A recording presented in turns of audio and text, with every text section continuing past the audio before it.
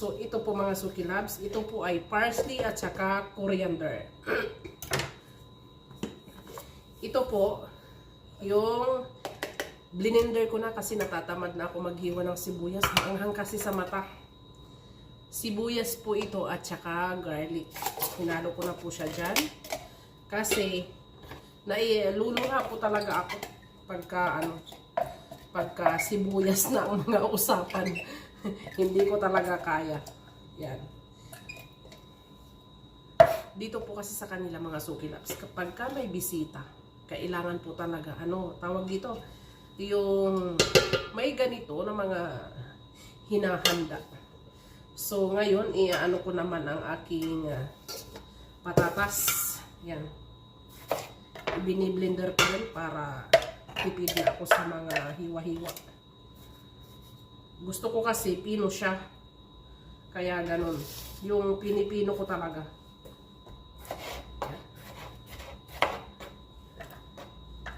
May ano naman ako panghiwa. Kaya ayan.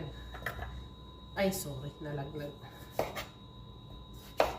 Mga 3 pirasong kamatis. Pwede na yan. Kasi ako dito po pag nagluluto, tulad ng sinabi ko dati, hindi na po ako nagtatakal-takal. Tinatansya ko na lang. Kaya yun. Nagkakasya naman. Yan.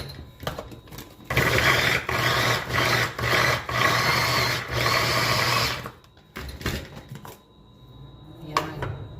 Okay siya. Hanggat sa ilagay ko lang siya dyan. Ito naman isa. Kasi sayang. 3 kamatis lang. Pwede na. Ang pagluluto po ito is iba-iba rin naman. Kasi before, nung nasa UAE ako, iba rin yung ano nila. Yung nag-alam nila. Ayan. So, ayan. Napino ko na siya. Ayan. Mimix ko lang siya dito. And then, dyan ka na. Dyan. Ito na po siya. Ayan. So, pipigain ko naman ngayon ang aking lemon.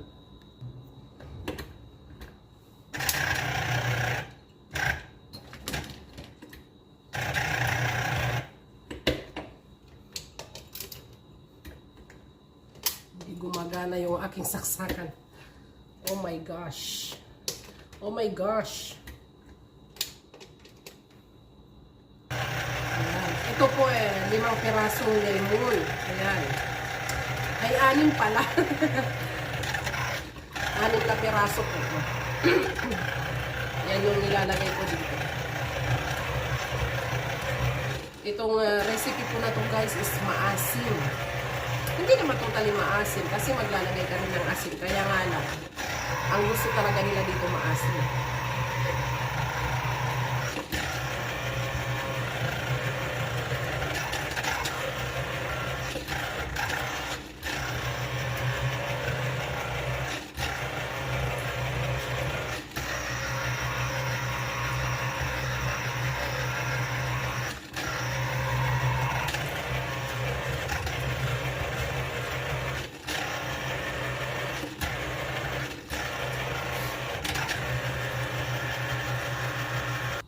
So, ayan mga Suki Loves. Napiga ko na lahat ang aking lemon. Ayan. Diretso ka na sa lababo. Ito po, virgin olive oil.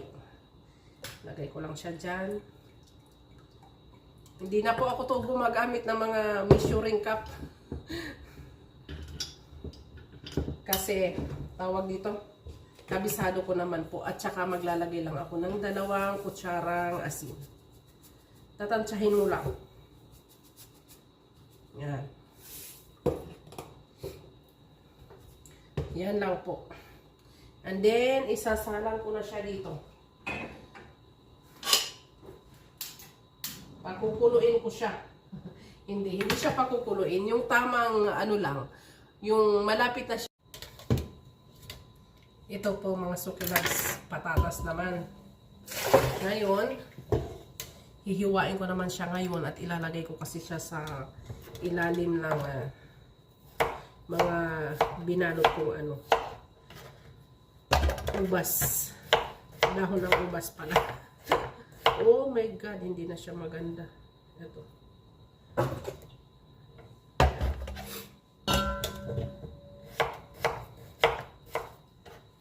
Ilalagay ko siya sa ilalim kasi para masarap yung yung ubas ko.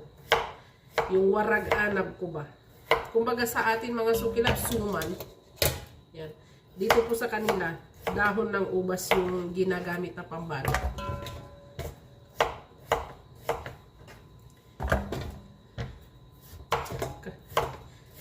Yung amo ko yung amo kong babae ang gumawa daw ako nito kasi may bisita sila bukas. From Riyadh naman daw, sabi niya. Pupunta daw dito bukas, dito daw magla-lunch, kaya nire-ready ko na siya ngayon. Para bukas, hindi na ako masyadong haggard.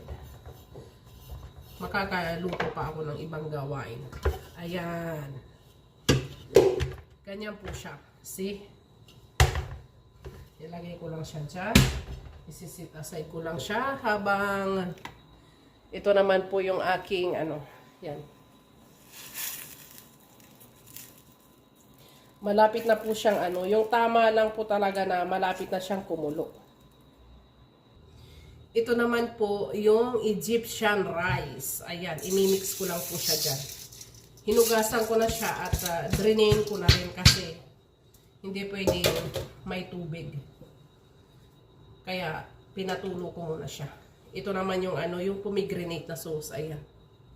Ito po yung ginagamit ko. Maglalagay lang ako nito dito ng konti. Yan. Mga 2 tablespoon lang yan. Tapos, ito na yung lemon ko at saka yung olive oil na ininit ko. Ininit lang naman. Tama lang maging warm. Yan. Mix ko sa dyan. And then, imimix ko lang. Ganito lang po dito. Pero alam nyo, ang sarap nito. Masarap siya. Pero iba-iba talaga yung pagkakagawa nito. Yung iba, naglalagay ng mga, tawag dito, mga Arabic spices. Ako hindi ako naglalagay. Kaya masarap siya. Natural yung lasa niya, yung maraming green na dahon. Ayan o.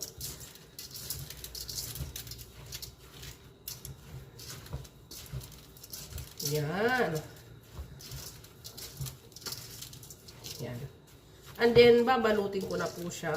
Ito pala yung aking yung aking dahon ng ubas. Ayan. Kasi wala kami yung ibang brand na Orlando. Yung kasi ang masarap.